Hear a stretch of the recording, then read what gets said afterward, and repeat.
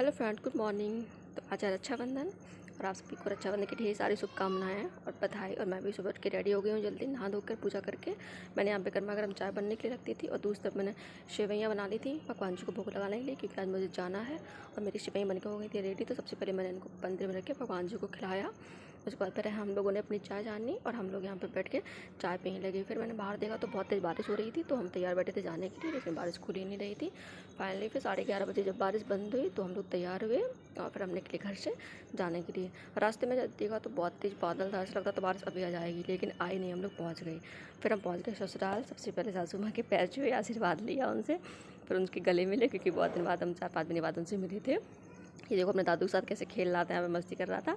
फिर हम लोगों ने खाया, यहाँ पे खाना वाना खाया और अब 1 घंटा हो गया था, हम रेस्ट भी कर चुके थे, खाना पीना खा के सब कुछ करके। अब हम जा रहे थे अपनी नानी के घर और ये इसको दादू में जूते पहनाए। फिर हम लोग चल दिए नानी के घर। नानी के घर हम मम्मी को भी साथ में ले जा रहे थे। अब हम लोग बस से जा रहे थे। बस में मुझे बहुत मज़ा आ रहा था बैठने पे, ठंडी ठंडी हवा लग रही थी और बस में एंजॉय करते हुए हम पहुंच गए नानी के घर। फिर सबसे पहले मिले हम नानी से, क्योंकि इनसे भी बहुत दिन बाद मिले थे।